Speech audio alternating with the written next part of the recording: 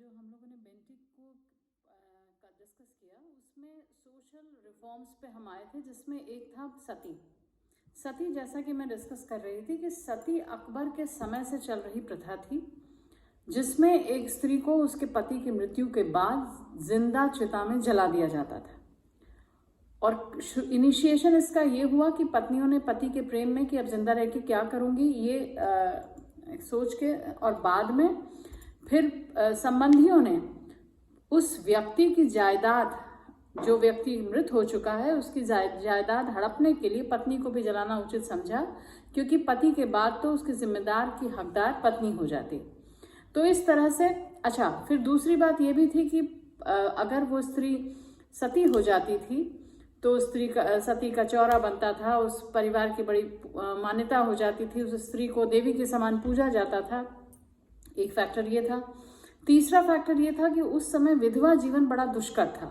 उन्हें संसार के किसी सुख को लेने का हक नहीं था। उन्हें अच्छे कपड़े, सुगंध, इवन बाल उनके हटा दिए जाते थे। तो उन्हें किसी भी अच्छा भोजन, किसी भी चीज का हक नहीं था, और सामाजिक रूप से वो तिरस्कृत थी।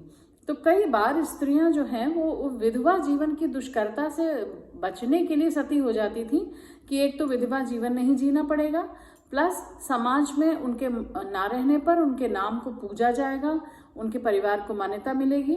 तो एक स्त्री के मन में ये भी था। और सबसे जो संवेदनशील मुद्दा था कि उस समय बंगाल में एक प्रथा चल रही थी, कुलीनिज्म, जिसमें बड़े घर के लोग, चाहे वो वृद्ध पुरुष ही क्यों ना हो, पुरुष की आयु 70 वर्ष ही क्यों ना, वो कितने भी विवाह कर सकता था। कई बार ऐसा होता था कि उसकी जो सबसे यंगेस्ट बीवी होती थी वो 6-7 साल की हो, और उस वृद्ध पुरुष की वो हो गई, मृत्यु हो गई किन्हीं कारणवश, तो सारी स्त्रियां सती होंगी और छोटे छोटे बाल व विधवाएं तक पाई जाती थी। तो ये एक बड़ा ही ज्वलनशील मुद्दा था, और समाज में इसकी जितनी भर्त्सना की जाए उतनी कम थी। इसके साथ ही सती का रिकॉर्ड ब्रिटिश अधिकारियों ने देखा कि एक दिन में 800 स्त्रियां, सिंगल डे में 800 स्त्रियां सती हो रही हैं। और ये कालखंड अकबर के समय से चला आ रहा है। अकबर तो अपने राजमहल से चीखें सुन के गया था उस स्त्री को बचाने के लिए, और स्त्री की चीखें ना सुनाई पड़े तो ढोल, मजीरे, भजन, ताशे सब होते थे, और स्त्री को जिंदा चिता में झोंक दिया जाता था उसके ना चाहने के बाद भी। तो ये बड़ी ही चिंताजनक, बहुत शोचनीय और बहुत भर्त्सना योग्य कृत्य था, लेकिन समाज में हो रहा था हिंदू आस्था के नाम पर। तो इसके लिए पश्चिम जगत में, यानी अंग्रेजों में, बड़ी संवेदनशीलता थी कि ये एक ऐसा क्राइम है जिसको हर हाल में रोकना जरूरी है। और हमारे देश में भी अनेक समाज सुधारकों का ध्यान इस तरफ गया, जिसमें राजा राम मोहन रॉय थे। वो इस प्रथा को जड़ से समाप्त करना चाहते थे, लेकिन उनके काउंटर में राधाकांत देव थे, जो चाहते थे कि भाई स्त्री वो हिंदू समाज से छेड़खानी ना हो। उन्होंने सिग्नेचर कैंपेन इसके पक्ष में चला दिया सती प्रथा के।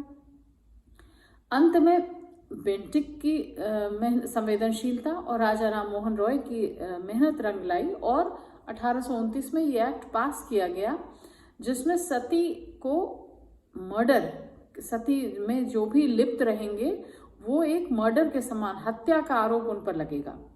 और इस प्रकार से एक बहुत जघन्य अपराध रुका। ये तो नहीं कहा जा सकता कि खत्म हुआ, लेकिन हाँ, थोड़ा लोगों में डर बना।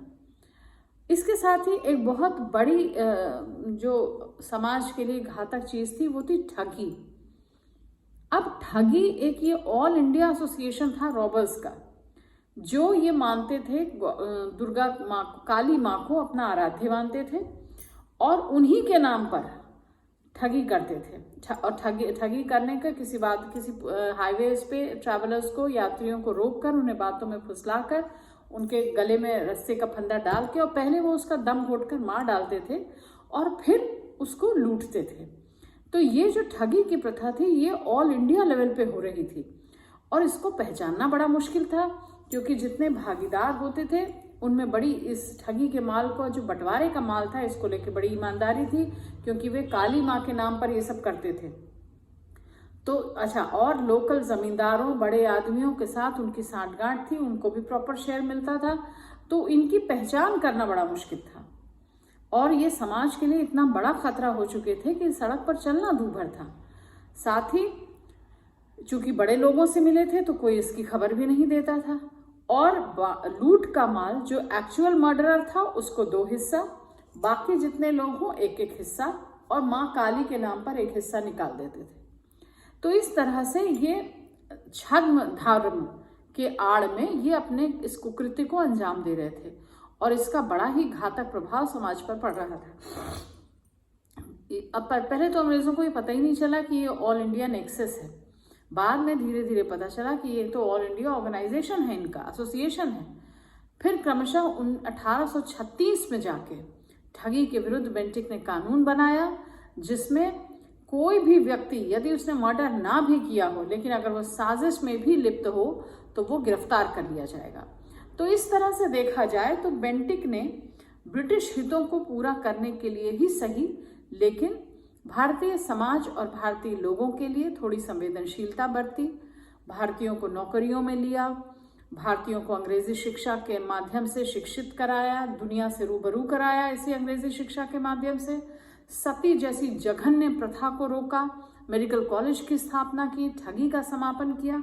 तो भले ही वो ब्रिटिश हितों की संरक्षण में आया हो, लेकिन प्रत्यक्ष अप्रत्यक्ष उसने कुछ कार्य ऐसे किए जिससे भारतीयों को तत्काल भी लाभ हुआ, और अंग्रेजी शिक्षा तो एक ऐसा माध्यम बनी जो आगे चल के राष्ट्रवाद के उदय के लिए है। तो बेंटिक इस प्रकार इन 2 क्लासेस में ख़त्म हुआ। उम्मीद है आपको समझ आया होगा। अगर कुछ आपकी क्वेरीज हों तो आप मुझसे पूछ सकते हैं। नेक्स्ट क्लास में हम लोग फिर कल मिलेंगे। Thank you.